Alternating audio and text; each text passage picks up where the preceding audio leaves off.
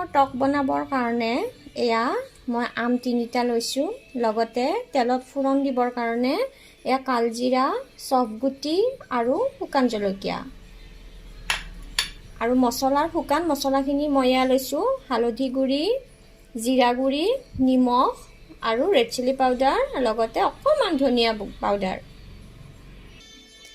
আমকেইটা ধুনীয়াকৈ ধুই লৈ এয়া মই এতিয়া এইখিনি বাকলিখিনি গুচাই ল'ম বাকলিখিনি গুচাই লৈ সৰু সৰু কৰি ধুনীয়াকৈ টুকুৰা কৰি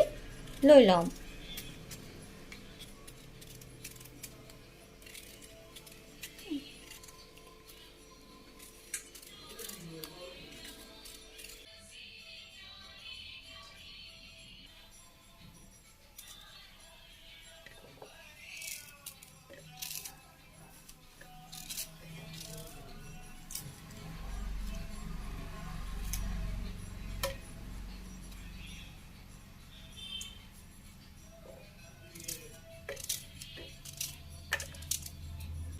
আৰু এই অকণমান পানী মই বইল হ'ব দিছোঁ আৰু এই পানী বইলখিনি হোৱাৰ লগে লগে ইয়াত মই কুটি লোৱা কেঁচা আমখিনি দি দিম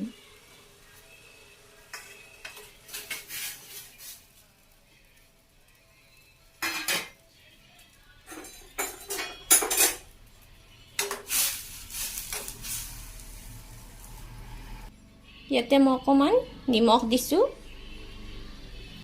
অকণমান হালধি দিছোঁ আচলতে আমখিনি বহুত টেঙা আৰু লগতে কেঁচাও অৱশ্যে কেঁচাই আম এনেকৈ ভাল লাগে মই বইল কৰি অকণমান সিজাই ল'ম এনেকৈ যদি অকণমান সিজাই লওঁ তেতিয়া ইয়াৰ সোৱাদটো আৰু বাঢ়ে সিজাই নোলোৱাকৈও ডাইৰেক্ট তেলতে ফুৰণ দিও এনেকৈ বনাব পাৰি দিম বাৰু কেতিয়াবা সেইটো ভিডিঅ' মই আমখিনি প্ৰায় সিজিছে এতিয়া আধাখিনি প্ৰায় সিজিল এতিয়া মই গেছটো ইয়াৰ অফ কৰি দিম আৰু আমখিনি মই এতিয়া ইয়াতে পানীখিনি টুকি ল'ম চেকি ল'ম ইয়াতে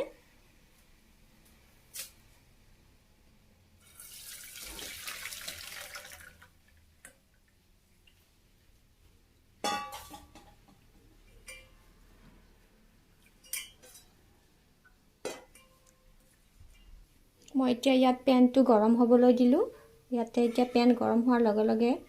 মিঠাতেল দিম তেলটো গৰম হৈছে তেল গৰম হোৱাত মই এতিয়া এইখিনি শুকান জলকীয়া কালজিৰা আৰু চফখিনি দি দিম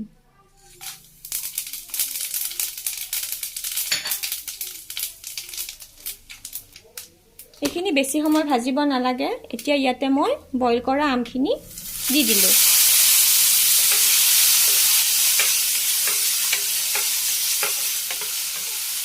এইখিনি এতিয়া অলপ সময় ভাজি লৰাই ইয়াতে শুকান মছলাখিনি এড কৰিম শুকান মছলাখিনি এড কৰাৰ পিছতে ইয়াতে মই একেলগে পানীও দি দিম পানীখিনি নিজৰ আন্দাজ মতে দি দিব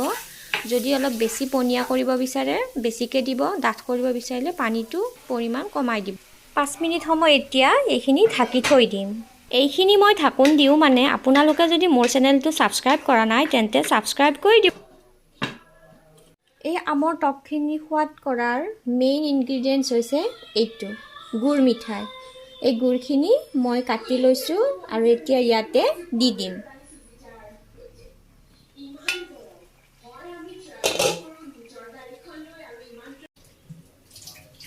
তো এয়া আমাৰ